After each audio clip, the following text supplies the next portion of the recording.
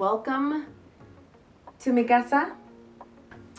So I just moved in to Flint, Michigan to start my third year of med school. So you're seeing like the real down to the lint right now. But it's a bit of a mess. I'm not going to show you the whole room. You can see the art side. But hopefully soon it will feel a lot more like home. But anyways, so I have been really trying to make sure that I'm getting back on YouTube and doing the things that I'm uncomfortable doing. I wanted to do another one of my 7-minute videos where I answer questions that I've been sent. So this one isn't going to be 7 minutes because I'm going to put like 2 questions that I've been sent together. So down to nitty gritty. So it was kind of like a mix of 2 questions that I got. One was, tell us about your recent travels. I love anything vulnerable. Girl, I'm about to cry right now. You know what I'm saying? Like, vulnerable. Again, trying to be uncomfortable, trying to be okay with being uncomfortable. So, one, tell us about your recent travels. I love anything vulnerable. Only if you're ready to share, of course. I'm ready to share. And then another question that was along the same vein was just asking about like, how do I get travel opportunities, especially as a med student. So I guess I'll just talk about this summer as an example, but I will say that I am an anomaly when it comes to med students that travel for several reasons. The first 2 years of medical school, I was still working as a photographer. I was a freelance photographer prior to med school, through grad school and my post-bac program. So while I don't advertise my work to an extent, I still like, I mean, a lot of the business that I've always gotten has been through word of mouth. And so I still allow that to be the case. If I felt like there was a weekend where I could go and shoot a wedding or whatever, I would say yes. Also because I'm an out-of-state student and the loans they look crazy. And I still wanted to be able to do things that I enjoy just to kind of keep sane, and that requires some funds. So while I did my best to like budget things out, I definitely, one, started shooting for my school as an independent contractor, but 2, I shot some weddings, I shot some headshots and some random gigs here and there, which definitely helped. So I was able to save. And whenever the opportunity came to travel, and I felt like I could do it or I might have needed it, I did. So just some examples of ways that you can travel in med school. 1, attending any academic conferences and presenting research. Those are like one that's a way to go and visit other like domestic cities, unless you get to an international conference. That's really lit. But that's a way that you can go out and travel and network. And if you're doing research and you're able to present that at a conference, then most institutions tend to fund any trips of that nature. 1, I got involved in research as early as possible because I wanted to kind of get it out of the way and try to like get as much of a variety, I guess, of research experiences, because I really wanted to make sure that I rolled it out. I don't tend to really be like a research person, or at least I haven't found the one like topic or type of research that just like blows my mind and makes me feel like I really need to be doing this. So I got involved in a couple of different research projects. 1, so I got to present in Chicago, and hopefully maybe I'll get to present in Asia next year. We'll see. That was probably like a horrible wink. But anyways, so yeah, so that's 1. 2, I got with a group of med students and we did some, I don't even know if I like the word medical missions anymore.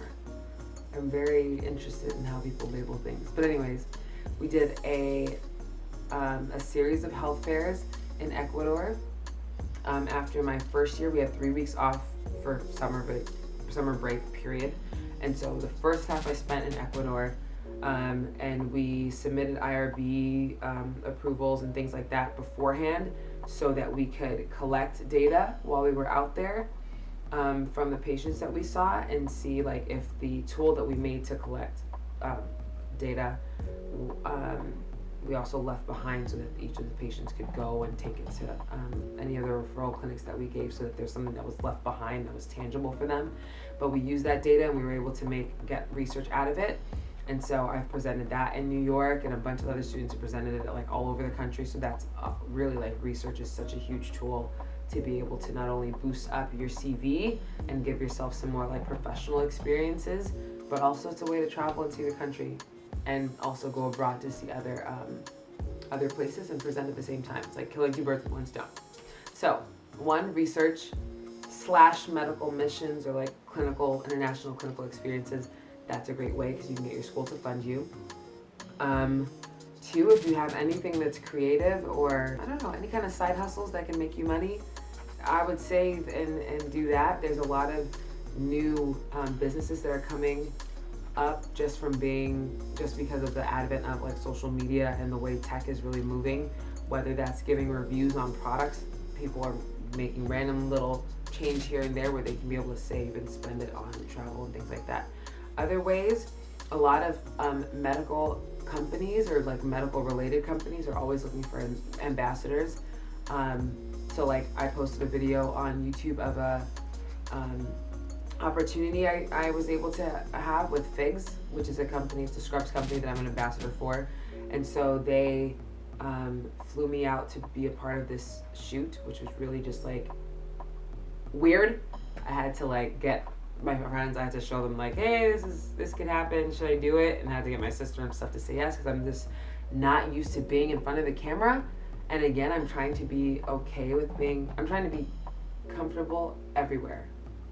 Whether I'm in front of the camera or behind it I'm very comfortable. But I want to be able to be myself in all spaces at all times. And honestly, to be good at something and to be comfortable doing something, you have to do it again and again and again. So, even though I hate it, I said yes. And it ended up being pretty fun, even though I was studying most of the time on set, but I was able to be flown out to go home to LA, which I would always say yes to do, you know?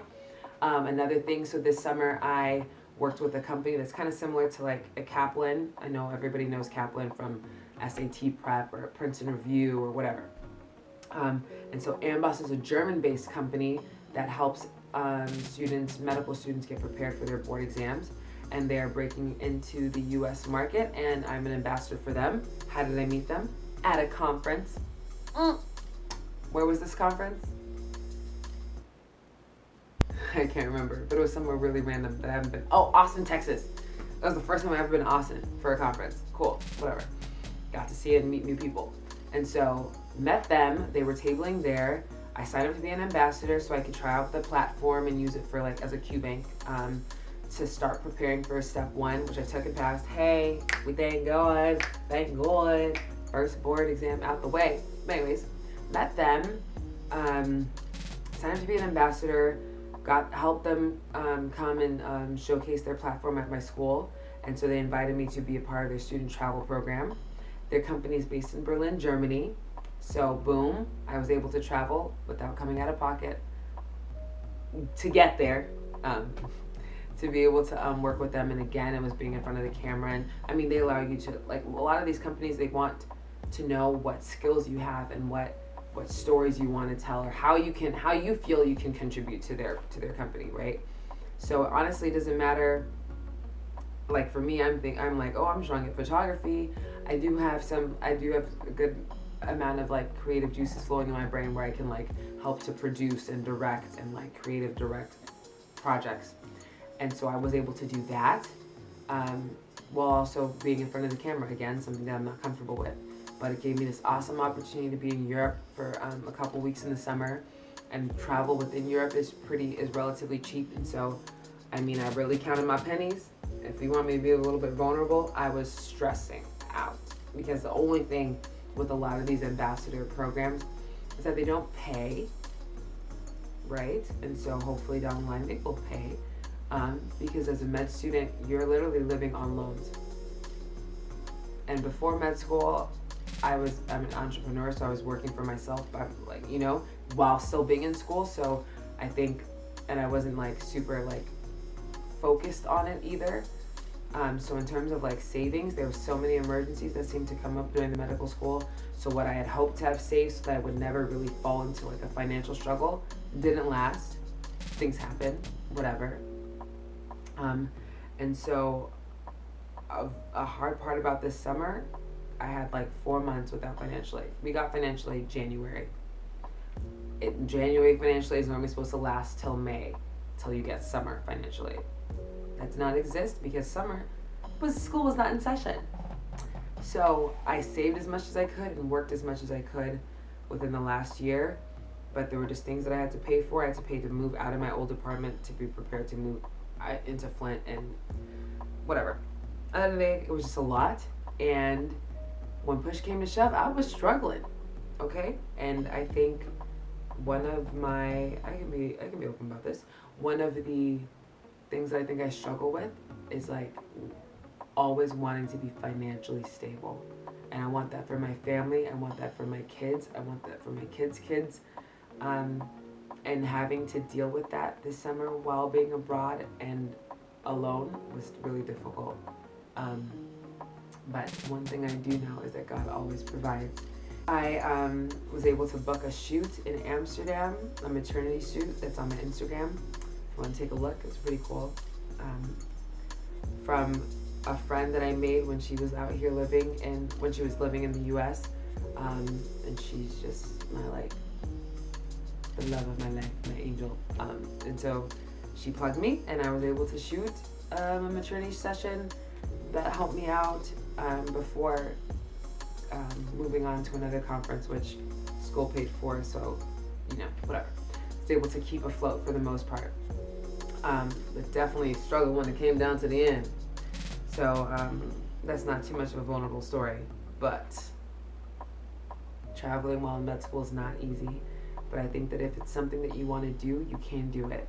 And the keys to it, honestly, are networking and putting yourself out there, possibly in ways that you've never done before. Because that's honestly what I have done.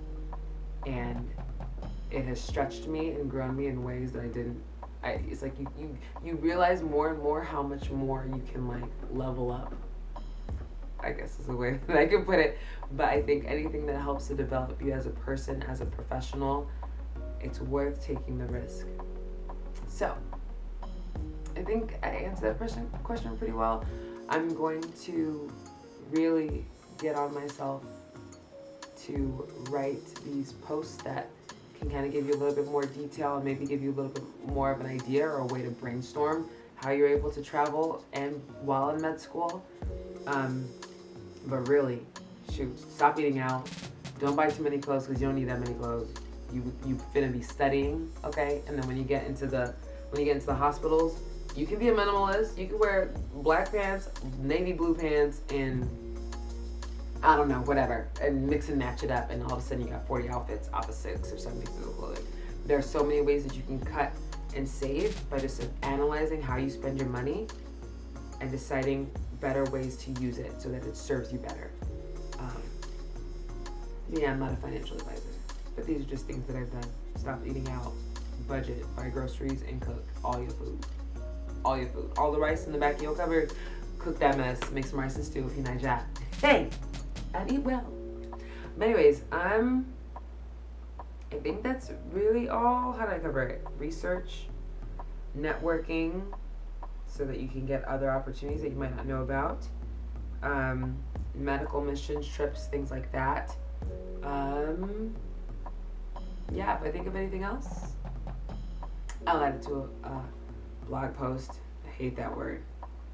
But I'll add it to a guide post. I need to go to sleep. I'll add it to a post so that hopefully you guys can use it. You all can use it, gender neutral language. So hopefully you all can use it and benefit from it and have amazing experiences. And if you go anywhere and any of the tips I gave helped you, tag me, tell me the story. I want to hear it. I want to know where you're going. I want to see where you're going. I want to come with you. Okay? All right. Thanks for joining in. Hopefully the next one is 7 minutes or 9, because I always do some kind of intro and then set the timer. But I'm really trying to get this content out and get all these thoughts and ideas that I have in my head out so I can help you in whatever way possible. Anyways, thanks for joining me and my mess and my fuzzy furry lint. See you next time. Bye.